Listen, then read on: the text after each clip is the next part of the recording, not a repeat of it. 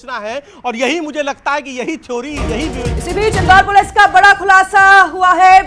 गहने साथ लेकर सोनम गई थी शिलांग। इंदौर पुलिस ने यह बड़ा खुलासा किया है। शिलांग में सोनम अपने साथ गहने लेकर गई थी। ये बड़ा खुलासा इंदौर पुलिस ने किया है। क्या मतलब सुनियोजित तरीके से फिर प्लानिंग करके प्लॉटिंग किया गया, इस पूरे घटनाक्रम को अंजाम दिया गया। गहने लेकर क्या भागने के फिरार में थी।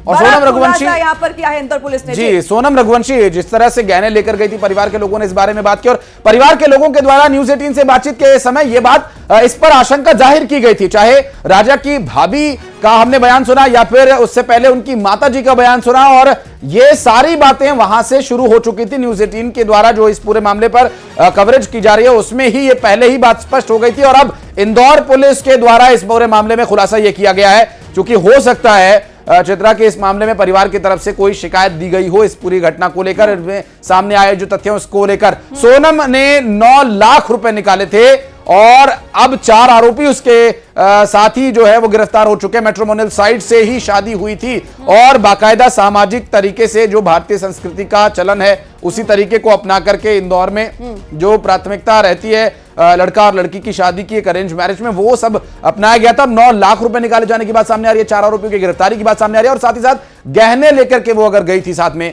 उस चेन को भी उसने राजा को पहनने के लिए कहा था, जो कि पहले घर पर छोड़ने की बात परिवार में आपस में तय हुई थी। और फिर मां ने जब पूछा कि चेन पहनकर क्यों जा रहे हो, खतरा रह सकता है, तो उसने बोला कि सोनम ने मुझे ऐसा बोला कि चेन पहनकर आओ, और वो इसलिए चेन पहनकर गया। तो देखिए अब सुइयां सारी जो घूम रही हैं वो सिर्फ और सिर्फ एक शख्स की ओर घूम रही हैं और वो है सोनम रघुवंशी।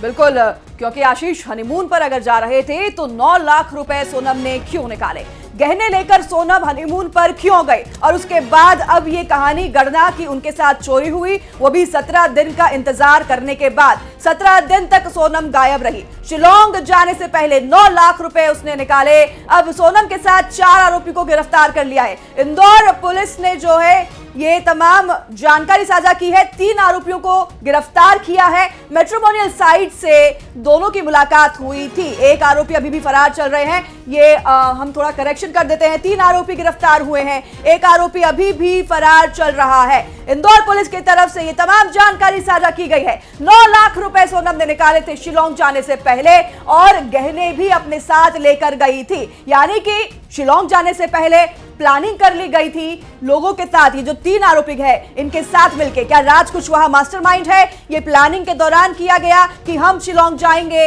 हत्या करेंगे, इसको चोरी के जो है पूरा प्लानिंग करके चोरी का उसको नजरिया देंगे और लोग उनकी बातों पर विश्वास कर लेंगे। लेकिन पुलिस के हाथ लंबे हैं और कानून के हाथों से नहीं बच सकता है कोई भी। आशीष, 17 दिन बाद जब सोनम अब मिली है ढाबे पर, उसने ये ढोंग रचा है कि उसके साथ चोरी हुई, लेकिन 9 लाख रुपए ले जाना एक हनीमून पर, गहने ले जाना अपने साथ, कोई आम बात नहीं है। निश्चित रूप से, और जिस बात की आप आशंका जता रही हैं वो शुरू से ही न्यूज़ 18 इस पूरे मामले को लेकर परिवार के बयानों को लेकर इस पर बात करता रहा है। और मिथिलेश हमारे सहयोगी इस वक्त हमारे साथ जुड़े हुए। मिथिलेश, अब जो इंदौर पुलिस की तरफ से बात कही जा रही है कि 9 लाख रुपए और कुछ गहने जो सोनम अपने साथ वहां पर लेकर गई थी, परिवार ने भी इसका अभी जिक्र किया था आप जब आप बातचीत कर रहे थे राजा के परिवार से।